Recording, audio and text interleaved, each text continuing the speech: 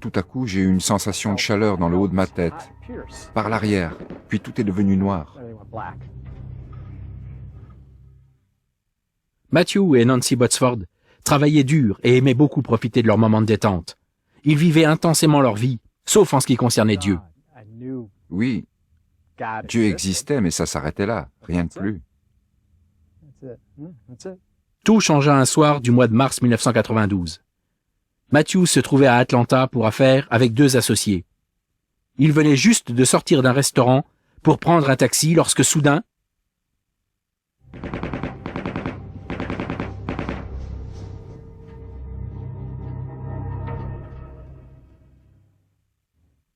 Matthew et ses collègues ne virent rien venir. Derrière eux, plusieurs hommes se disputaient. Lorsque trois d'entre eux sortirent des Uzis et firent feu, un des amis de Matthew prit une balle en pleine tête qui le tua sur le coup. L'autre collègue n'eut rien, mais Matthew reçut également une balle à la tête et mourut. C'était les ténèbres totales et une peur incroyable. Je suis allé en un lieu qui, d'après moi, devait être l'enfer. C'était dépourvu de quoi que ce soit de bon. Il y régnait un tel froid glacial qu'il n'existe aucun mot pour le décrire. Une main est descendue vers moi et j'ai senti qu'elle apportait une chaleur qui s'est mise à inonder l'endroit où je me trouvais d'une lumière blanche très brillante. J'ai été tiré vers le haut et j'ai entendu une voix qui a dit « Ce n'est pas ton heure ». Matthew fut réanimé sur place et emmené à l'hôpital Piedmont d'Atlanta. Nancy l'y rejoignit en avion depuis le Michigan. Sa première entrevue avec le médecin fut très éprouvante. Il a dit que s'il passait la nuit, il y avait 30% de chances pour qu'il survive. Il devrait sans doute rester dans une chaise roulante. Et peut-être que sa blessure au cerveau allait faire de lui un légume. Il ne savait pas. Il pensait qu'il devrait peut-être même aller en institution. Nancy fit quelques pas dans le corridor pour se rafraîchir les idées. Après avoir reçu cette horrible nouvelle, je n'ai vu que du noir devant moi. C'était indescriptible. Des ténèbres devant moi qui ne faisaient que s'épaissir. J'ai eu l'impression de tomber dedans, de perdre tout contrôle, de ne plus rien pouvoir faire. Puis j'ai senti une main pesante sur mon épaule. Il n'y avait personne avec moi, et j'ai compris que c'était Jésus. Je suis immédiatement retournée dans la chambre de Matt. Il était couvert de bandages, et j'ai dit « Seigneur !» Et je n'étais même pas sauvée. Rien. « Seigneur, ramène-moi mon mari, même s'il doit rester dans une chaise roulante, peu importe, mais ramène-le-moi avec son cœur, sa personnalité, son caractère. » Cette promesse allait être mise à l'épreuve. Matthew restait toujours dans le coma, et son cœur s'arrêta plusieurs fois. Nancy vivait une heure à la fois, une crise après l'autre, mais chaque crise apportait son lot d'espoir. Dans chaque situation, qui aurait pu être fatale, il y avait chaque fois un retournement. On lui a fait une dialyse et les médecins m'annoncèrent que ça prendrait 3 semaines. Ça n'a duré que 3 jours. Ainsi, les choses évoluaient. Après 27 jours, Matthew sortit du coma. C'était merveilleux. C'était comme être reconnectés ensemble. Et dès qu'il est revenu à lui, la priorité est devenue de le remettre sur ses pieds, de se battre contre la probabilité qu'il doive passer le restant de sa vie en chaise roulante ou en institution. Le côté gauche de Matthew était paralysé. Pire, les dommages au cerveau affectaient sa capacité à penser et à réaliser même les tâches les plus simples.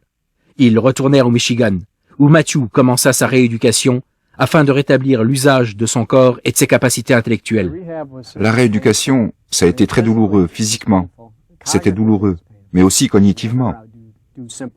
Je me rappelle que je faisais des choses simples comme réciter l'alphabet mentalement en prenant bien soin de ne rien oublier de A jusqu'à Z. On m'apprenait aussi à manger. Pendant 2 longues années et demie, Matthew travailla dur avec Nancy à ses côtés.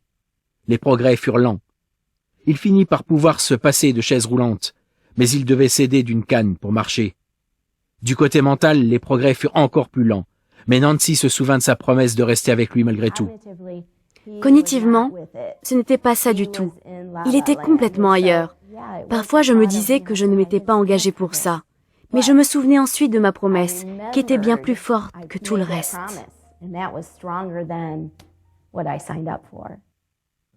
Les Botsford étaient si occupés par les traitements de Matthew qu'ils en oublièrent leur expérience avec Dieu. Nous n'y pensions plus. Nous n'y pensions plus.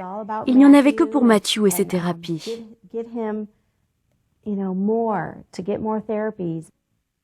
Jusqu'au moment où ils déménagèrent pour la Floride. Un jour, alors qu'il se promenait, Matthew rencontra un voisin. Je l'ai regardé et je lui ai demandé s'il savait où se trouvait une bonne église dans le coin. J'ai été tout étonné de ma question. Ma femme aussi en a été tout étonnée. J'ai dit comment? Mais nous ne cherchons pas d'église. Mais ils finirent par se rendre à un culte de Pâques. Nous avons compris. Nous nous sommes regardés, c'était ça. C'était ce dont nous avions besoin. Nous avons été remplis de paix et avons ressenti une grande stabilité.